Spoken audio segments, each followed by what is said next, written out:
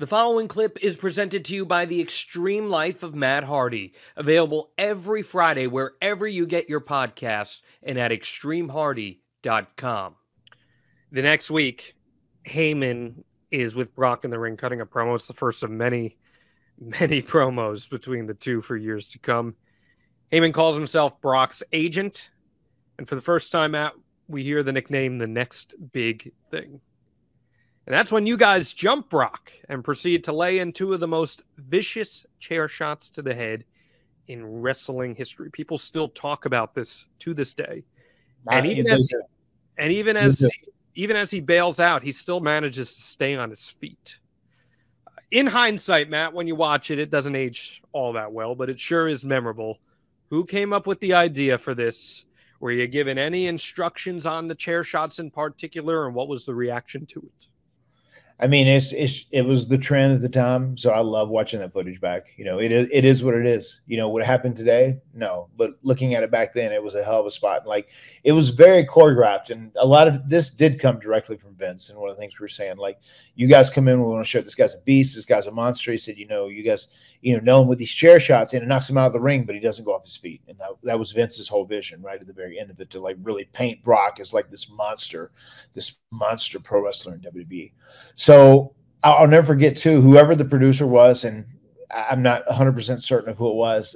A very fun story that day, a very funny story, is we're in there and we do one of the spots, how we're doing, we're fighting against Brock, and then we have a pretty good idea of how we do this thing, and we get to the chair shots, right? And we've got this all set, and it's all good. And I remember Brock comes back up and he says, well, the producer says, like, when you hit me with that chair, like, really lay it in, because it's important that I look strong, like you can't look weak or whatever.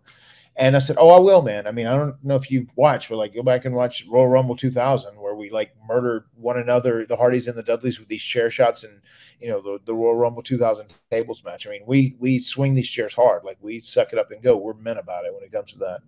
And then a little bit later, he came out to Jeff and he said, hey, they just reiterated, you guys really got to lay those chairs in. You really got to lay those chairs in. Just like, yes, we're going to lay them in. Don't worry, we're going to lay them in. I promise.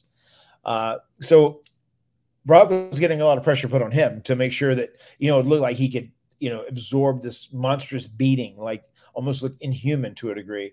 And we go out there and we lay those chair shots in. I remember Jeff was the first one to do a chair shot, and his was so damn loud. I was like, holy shit, that's like the loudest chair shot I've ever heard in real time. And I was like, how am I going to top that?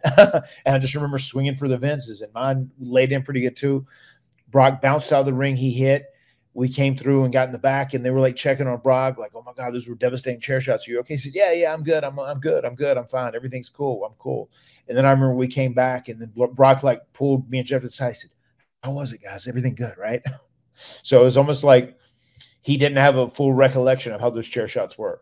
So yeah, that was a wild story, and quite a memorable moment in our career. Man, so he was more or less, if he's pulling you aside afterwards, he gets knocked loopy in some capacity here. Yes. And yet if you watch it back, he doesn't lose his composure at all. He's in complete control the entire time. He shrugs it off. He lets out a primal roar. You would never know that he got knocked loopy from it. That almost just seems like this guy has so much instinct for that business, especially at that time. That speaks to how well-rounded he was. I mean, it speaks volumes about, especially pro wrestlers, guys who are used to absorbing all this pain, how much you can put your body through and still function seemingly normal. Yeah. It's scary in some ways. I mean, in hindsight, we know, dumb idea, not something that should have been done. But at the time, you're right. This was all over TV. And listen, you can't say it doesn't get a huge reaction. The reaction from the crowd, especially when Jeff's hits, they're gasping. They can't believe how loud. Did you feel the adrenaline just pumping through you when you're laying that in?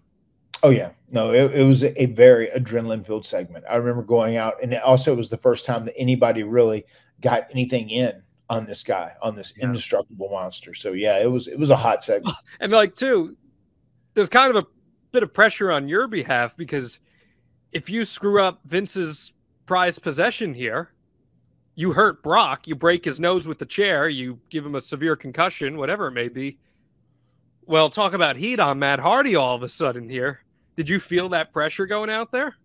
I mean, a little bit. And there was a point where it was almost frustrating that like they're saying, okay, guys got to lay this chair shots in because we can't make them look weak. So it's like, okay, so you want us to like kill this guy, but then like we hurt the guy, you know? So it's like walking a very fine line, Yeah. you know, but it was, I don't know, still at that time too. He was real easy to work with and real easy to deal with. So you didn't feel the pressure. Like the pressure was not coming from him. You know, we knew what they wanted us to do. We feel like we could provide Vince's vision as he saw it. So it was an enjoyable segment. And there was some pressure, but not terrible. Aaron says Brock is a great seller. I'll tell you, I think Brock Lesnar is one of the most underrated sellers in wrestling history. I really do. I think, especially when he's into something, Matt, and he really cares about a match, he gives his opponents so much in his selling. And I think that is one of the secret sauces of Brock Lesnar when all is said and done. When Brock turns the selling on, he's one of the best in the world. And he is so good and so believable and so unique in the way he sells, especially for a guy of his size. He is one of the best in the world.